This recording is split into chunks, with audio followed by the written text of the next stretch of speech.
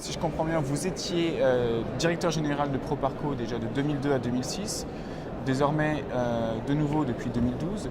Comment avez-vous vu l'évolution justement des financements pour le développement entre ces deux périodes et comment voyez-vous l'évolution à venir justement dans le spectre de cette convergence que l'on souhaite toujours pour l'objectif 2030, je dirais, du développement?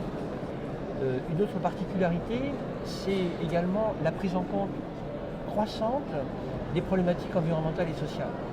Il est vrai que les exigences à la fois de redevabilité vis-à-vis des actionnaires, de redevabilité vis-à-vis de la société civile se sont accrues. Et Proparco, d'ailleurs, en suivant les pas du groupe de l'Agence française de développement, a investi énormément dans la mise en place de bonnes pratiques, de process, de procédures environnementales et sociales.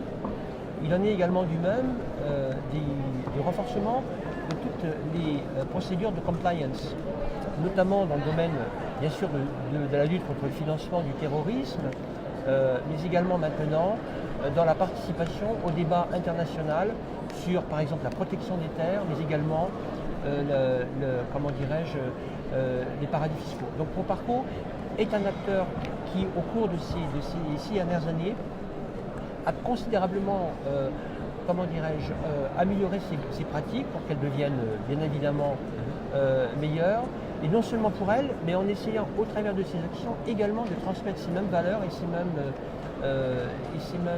outils aux partenaires avec lesquels Proparco travaille.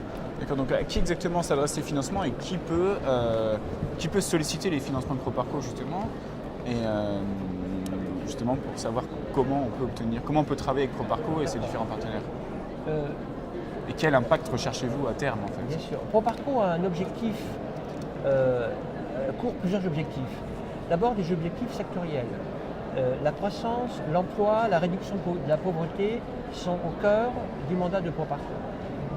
Le mandat également de croissance verte et solidaire, qui est le fil directeur de l'action de l'AFD, fait partie également des gènes de Proparco.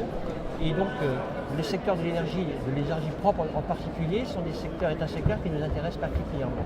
Enfin, depuis justement environ 5 ans, Proparco s'est intéressé à des secteurs comme l'éducation, la santé, et notamment dans des pays où ces secteurs représentent des signes de défaillance. Alors, les cibles de Proparco sont toujours les entreprises privées. Proparco ne bénéficie pas de ressources publiques. Dans le domaine de l'éducation également, par exemple. Proparco touche exclusivement des entreprises privées. Alors ça va, bien sûr, les grandes entreprises, lorsqu'il s'agit de financer des infrastructures électriques, par exemple. Donc nous participons à des financements en collaboration avec la SFI, avec nos partenaires européens, avec FMO, DEG, la Bird, à des gros financements d'infrastructures.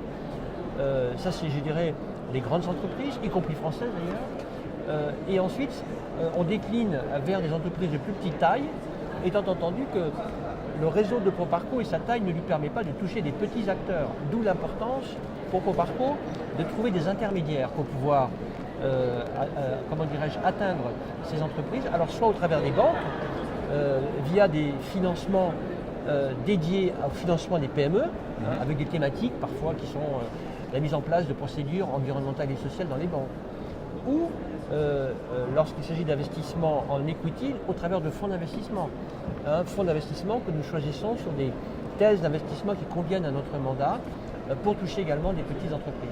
Donc les entreprises finalement accèdent à vos financements soit directement en vous contactant, oui, si ce sont des gros projets, si je comprends bien, ou via les banques locales. Absolument, ou des fonds d'investissement qui sont également des outils qui nous permettent de pouvoir toucher ces petites entreprises et ces acteurs de terrain. Alors, dans le sujet que nous avons évoqué pendant Convergence cette année, il y a tous les sujets de l'impact investing et en ce qui concerne le groupe de l'Agence française de développement en particulier, ce que nous qualifions de social business. C'est-à-dire que Proparco est impliqué, comme je vous le disais, dans le financement des grandes entreprises, des entreprises de plus petite taille, dans la microfinance aussi. Proparco a une action très très importante, soit en actionnaire, soit en refinanceur des institutions de microfinance, aux côtés de l'Agence française de développement, et via donc l'application croissante la stratégie que nous déployons dans le social business, nous avons l'intention de toucher des acteurs encore plus petits. L'exercice et la complexité d'ailleurs sera de trouver des partenaires coalisés avec lesquels nous pouvons toucher ces petites entreprises. Et donc voilà, le spectre en fait des cibles d'entreprises que nous touchons et des secteurs nous permet aujourd'hui de pouvoir avoir une action, on l'espère, croissante en faveur de nos objectifs, en faveur de la réduction de la pauvreté et du développement.